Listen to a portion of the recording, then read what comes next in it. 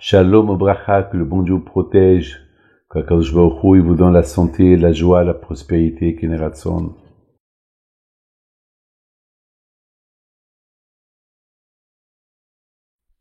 La Torah, dans la paracha de Mas'é, la Torah, elle écrit que lorsque les Bnei Israël étaient dans le désert, ils ont fait 42 voyages d'un endroit à l'autre.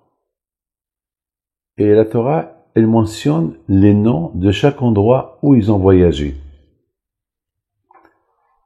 Et bien sûr, depuis la sortie de l'Égypte, jusqu'à qu'ils sont rentrés en Eretz Israël, ils ont fait 42 voyages. Ils ont quitté cet endroit, ils ont campé ici, ils ont quitté cet endroit, ils ont campé ici.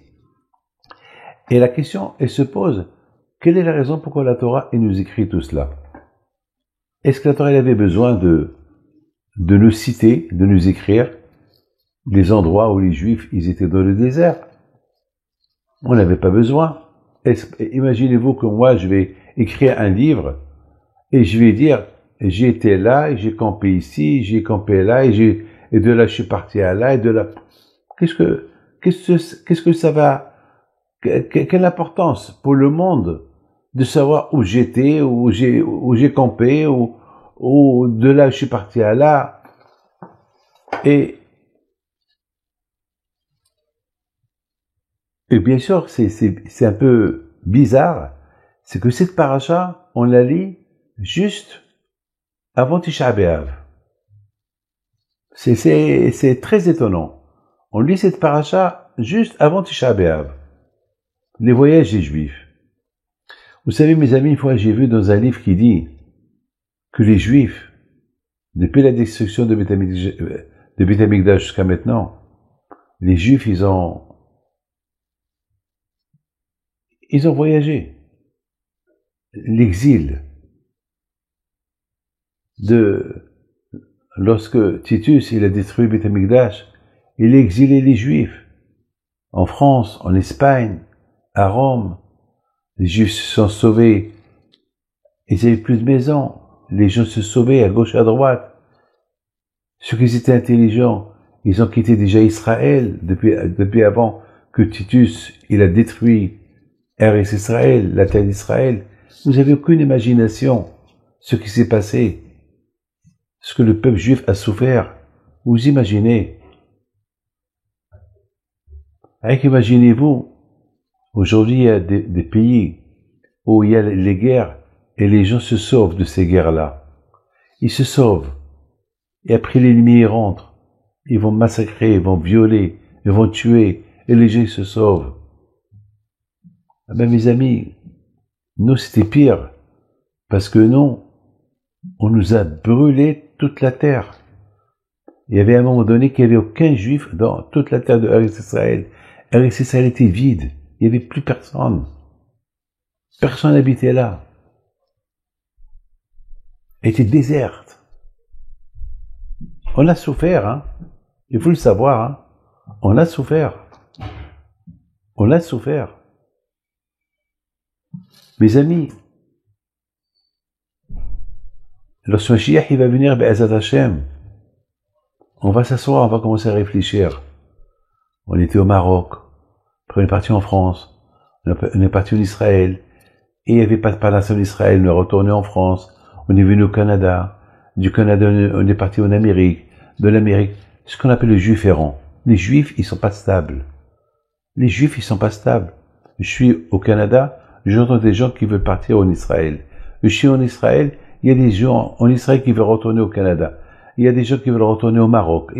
Enfin, le juif errant, c'est vraiment, on n'est pas stable. On n'est pas stable. Vraiment, on tourne en rond. Il y a même des juifs qui sont retournés en Tunisie. Il y a même des juifs il y a quelqu'un qui m'a dit, j'ai bien envie de retourner en Algérie. Je dis, mais l'Algérie, ils veulent pas que les juifs ils habitent là-bas. Elle dit, eh ben, j'ai envie d'aller. Pour vous dire, c'est l'instabilité. Autant qu'on veut être stable, on est instable. Il n'y a que Mashiach qui va nous rendre stables. Le Mashiach, il va venir, si Dieu veut, il va nous donner la stabilité. Mes amis, exactement. L'histoire, c'est l'histoire lorsque les Juifs, ils ont quitté l'Égypte pendant 40 ans, ils ont fait 42 voyages. Un jour là, après ils retournent à l'endroit où ils étaient avant. Après ils quittent là-bas, après ils retournent encore. Ils faisaient le tour. Exactement, c'est l'exil d'aujourd'hui. Mes amis, je vous dis une chose. Il y a beaucoup de choses que j'ai vécues à Essaouira, que jamais je peux les oublier. Il y a des choses que j'ai vécues à l'Yeshiva en Angleterre. Il y a des choses que j'ai vécues. Il n'y a pas un endroit où j'ai été où j'ai pas appris quelque chose. Il y a des bonnes choses que j'ai appris. Grâce à Dieu, j'ai eu des rabbanim. Mes rabbanim, ils m'ont donné une bonne influence. Baruch Hashem, grâce à Dieu. J'ai appris de Rabbeinu Gershom, de Rab Shammai, de Rab Chaim Shmuel Lopian, de Rab Kaufman. Baruch Hashem, j'ai eu des rabbanim. J'ai appris. Là où j'étais, j'ai appris quelque chose. Qui m'a rapproché vers Akadosh Baruch Hu. Ah ben, mes amis, exactement. Les Juifs qui étaient dans le désert, eh ben, pendant les 40 ans qu'ils étaient là-bas, chaque endroit où ils étaient, eh ben, l'endroit où ils étaient, il y a eu quelque chose qui s'est passé, bonne ou mauvaise, alors ils ont appris, oh, il faut plus qu'on fait cette mauvaise chose. Et c'est la raison pourquoi Moshe Rabbeinu, il a donné le nom à cet endroit-là. Moshe Rabbeinu, il a donné le nom à cet endroit où ils étaient, parce que là-bas, ils ont appris une bonne chose. Vous savez, lorsqu'on fait une mauvaise chose, alors comment réparer la mauvaise chose? Ne pas la faire. Faire la bonne chose. Donc c'est la raison pourquoi la Torah, elle nous écrit 42 voyages. 42 voyages, quelque part, même que ces 42 voyages, ils étaient souffrants pour les Juifs, mais ils ont pris des résolutions. C'était des messages pour eux. Des messages pour les générations. Vous savez, mes amis, lorsque je vais à Essaouira, et je rentre dans la synagogue de Rabbi Chaim Pinto, la première chose que je vois, l'endroit où mon père était assis. Et je pense à mon père, je pense tout de suite à mon père. Et je me rappelle toujours, j'étais assis à côté de lui. Et je me rappelle quelques personnes qui étaient assis. Là où ils étaient assis, je pense à eux. Il y a toujours quelque chose à apprendre. Et c'est la raison pourquoi la Torah nous a écrit les voyages que les Juifs ils ont fait dans le désert. Pour apprendre. Mes amis, ici au Canada, chaque fois que je viens au Canada, eh ben, j'apprends des choses. J'entends des histoires, comme par exemple, il y a quelqu'un qui m'a raconté une très très belle histoire. Quelqu'un qui m'a raconté une très belle histoire sur Rabbi Chaim Pinto. Je ne veux pas vous la raconter maintenant, mais un jour je vais la raconter. Ah ben, je me suis dit, eh ben, ça vaut la peine que je suis venu au Canada, rien que pour écouter cette histoire sur Rabbi Chaim Pinto, alav shalom. Donc, ça veut dire, mes amis, vous savez, David Pinto, chaque fois que je prends l'avion, là où je vais, qu'est-ce que j'apprends de mon voyage? Qu'est-ce que j'apprends de mon voyage? Ah ben, ce que j'apprends de mon voyage, Baruch Hashem, qu'aujourd'hui, Akadosh Baruch Hu nous a donné des avions pour voyager plus vite, pour économiser du temps. Parce que s'il n'y avait pas les avions, ben, pour venir d'Israël au Canada, eh ben, ça aurait pris peut-être 3-4 mois de voyage. Alors il y a 4 mois on économise de temps. Alors plus tu économises de temps, tu peux faire des bonnes choses. Au lieu d'être dans le désert sans rien faire, voilà, tu as gagné 4 mois. Il y a des choses il y a toujours, vous savez, il y a des choses qu'on apprend. Grâce à Dieu, je viens à la maison et Baruch Hashem, tout est bien, ma femme m'a préparé à manger, elle est gentille avec moi. Alors, Baruch Hashem, je ne peux que dire merci à Kadosh Baruch Hu et rendre à la femme qui m'a préparé à manger, qui a préparé ma maison, et je lui rends la monnaie, comment? Avec la gentillesse. Et dans la vie, il n'y a que des choses à apprendre. Même des malheurs qu'on a, il y a aussi des bonheurs. Par exemple, cette semaine, il y avait quelqu'un, je vous donne parole d'honneur, c'est de la folie. Il y avait quelqu'un qui me cherchait, le pauvre. Il me cherchait. Il voulait me voir. Mais chaque fois qu'il essayait de venir me voir, après, il me trouvait pas. Il a prié à Kadosh, il dit, Hachem, aide-moi pour que je voie Rabbi David, aide-moi. C'est lui qui me l'a raconté.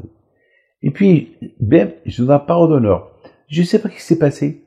J'étais en voiture, j'ai dit à quelqu'un, rentre au garage, regarde si les pneus ils sont bien. Il me dit, Rabbi David, les pneus ils sont bien. Je lui dis, rentre. Il rentre. Il voit, il vérifie, il voit que les pneus ils sont bien. Très bien. Mais au même moment, il y a ce juif-là qui me cherchait. Il passait en voiture. De loin, il m'a vu. Il a traversé, il a couru. Il vient, il m'embrasse. Il me dit, je lui dis, ben c'est pour ça qu'on est venu ici. Tu as tellement prié à Akadosh Baruch Hu pour que tu me vois. Alors Akadosh Baruch Hu, il a fait que on est rentré au garage. Alors qu'on n'avait rien du tout. On n'avait pas besoin de vérifier les pneus ni rien du tout. Et pour que toi, tu viennes me voir. Akadosh Baruch Hu, il a écouté ta fait dommage, je n'ai pas demandé que Mashiach il vient et Mashiach il serait venu. C'est très dommage. Mes amis, que le bon Dieu vous protège et vous donne la santé, la joie. N'oubliez pas ce que je viens de vous dire. Que chaque endroit où on va, il y a une raison. Ce qu'on fait, il y a une raison. Alors, si malheureusement on a fait quelque chose de mal, de mauvais, alors on peut réparer, ne pas recommencer. Et on a gagné dans l'affaire. Le fait déjà qu'on ne recommence plus, on a gagné dans l'affaire. Donc, on dit tout ce que Hachem fait, il est fait pour le bien. Rien ne se fait pour le mal. Que Hachem vous protège, vous donne bracha v'etzlacha.